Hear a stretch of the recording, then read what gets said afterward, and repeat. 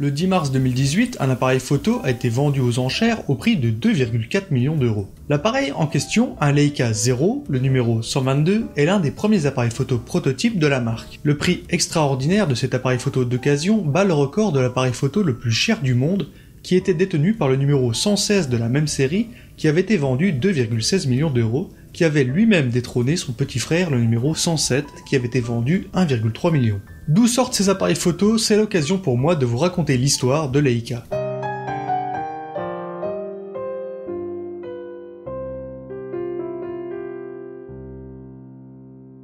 L'histoire de Leica est longue et pleine de personnages. Tout commence en 1849 avec un jeune Allemand, Karl Kellner, mécanicien et mathématicien autodidacte. Il fonde un institut d'optique à Wetzlar, petite ville de la province de la Hesse située à une cinquantaine de kilomètres de Francfort. Son institut a pour but de développer et de commercialiser des lentilles et des microscopes. De très bons microscopes d'ailleurs. Karl Kellner a mis au point un procédé d'optique révolutionnaire encore utilisé aujourd'hui sous l'appellation oculaire de Kellner. Non, on n'a pas le temps de détailler l'oculaire de Kellner. Kellner ne profitera pas longtemps de son institut puisqu'il meurt à 29 ans de la tuberculose. Sa femme hérite donc de l'entreprise en 1855 et l'année suivante, elle se marie à l'un de ses employés, Friedrich Beltle, qui prend la tête de l'institut et continue à produire des microscopes. En 1864, l'entreprise a quelques difficultés. C'est là qu'arrive Ernst Leitz, un jeune technicien qui apporte son savoir et surtout de l'argent en rejoignant l'entreprise en tant qu'associé. En 1869, Beltle meurt, Leitz récupère l'entreprise et la nomme tout simplement de son nom, Leitz. 2 ans plus tard, il introduit dans le petit atelier la production en série, ce qui fera décoller la production et les ventes. En 30 ans, l'atelier passe de 15 employés à 400 et devient le premier producteur mondial de microscopes avec des filiales à travers le monde. En 1906, Ernst Leitz II, fils de Ernst Leitz,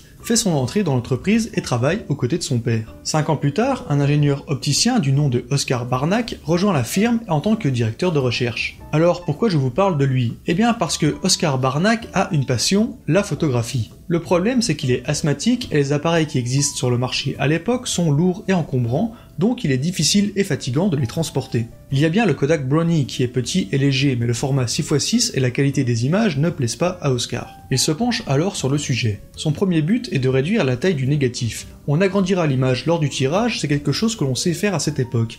Et faire des petits négatifs, on sait aussi déjà le faire au cinéma sur des pellicules 24 x 18 mm. Il conçoit donc son boîtier d'appareil photo et prend des morceaux de pellicule de cinéma qui défilent normalement verticalement. Il l'incline horizontalement, il double la taille de prise de vue pour augmenter la qualité, le format 24 x 36 mm est né. En 1914, Barnack a fini son prototype, il fonctionne et aujourd'hui il est connu comme le tout premier appareil photo de la marque, le Ur Leica. La Première Guerre mondiale arrive, le projet est mis de côté et l'entreprise se concentre sur d'autres instruments optiques. Après la guerre, le projet n'est pas repris. Ernst Leitz Ier estime qu'il y a d'autres priorités. L'Allemagne est en hyperinflation et Kodak craignent déjà sur le marché. Mais en 1920, Leitz Senior meurt et Junior prend donc les rênes de l'entreprise et décide de reprendre les recherches et le développement de l'appareil photo de Barnack. En 1923, une trentaine de prototypes sont fabriqués, immatriculés de 120 à 130, la fameuse série 0 dont je vous parlais au début de cet épisode. 2 ans plus tard, la Leitz Camera est présentée au public, voici le Leica 1 qui sera un succès.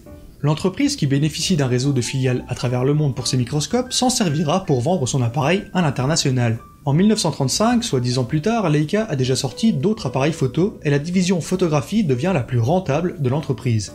Leur appareil étant l'outil parfait, rapide et fiable pour les photojournalistes, les reporters, mais aussi les artistes. À partir de 1954, l'entreprise commencera à produire la mythique série des Leica M. Le M, c'est pour Messurer, qui veut dire télémètre en allemand.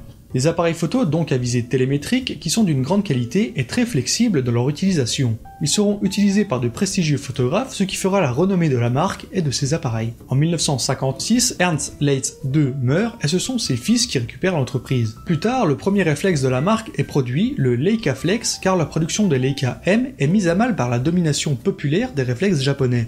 La visée télémétrique n'a plus vraiment la cote. La production des Leica M a même failli être définitivement arrêtée, mais elle fut sauvée par Walter Kluk, PDG de la filiale au Canada, qui a réussi à convaincre les propriétaires de Leica de transférer la production dans ses usines où la main-d'œuvre était moins chère et sauva pour le coup le Leica M. En 1986, l'entreprise prend le nom de Leica et devient une holding. Elle divise ses activités en 4 compagnies indépendantes et voilà comment l'entreprise Leica est née. Par la suite, comme beaucoup de fabricants d'appareils photo, il a fallu passer au numérique, un passage réussi mais pas sans mal. normal. L'entreprise avait pris du retard sur ce marché et était en difficulté financière. Pour cause, ces appareils photo argentiques sont d'une trop bonne qualité. Beaucoup de photographes préfèrent acheter un Leica d'occasion qui fonctionne encore parfaitement au lieu d'acquérir un appareil neuf. Il faudra attendre 2004 pour que Andreas Kaufmann rachète l'entreprise. Cet apport de fonds et des partenariats avec d'autres entreprises comme Panasonic ont permis à Leica de redresser la barre et de rivaliser sur le marché du numérique face à des concurrents de taille. Et voilà pour l'histoire de Leica, une entreprise allemande prestigieuse qui a joué un rôle important dans l'histoire de la photographie. Les premiers Leica ont permis aux photoreporters d'être mobiles, aux photographes de rue d'être discrets, permettant des prises de vue rapides et au plus près de l'action. Et pour ça, Dankeschön Leica.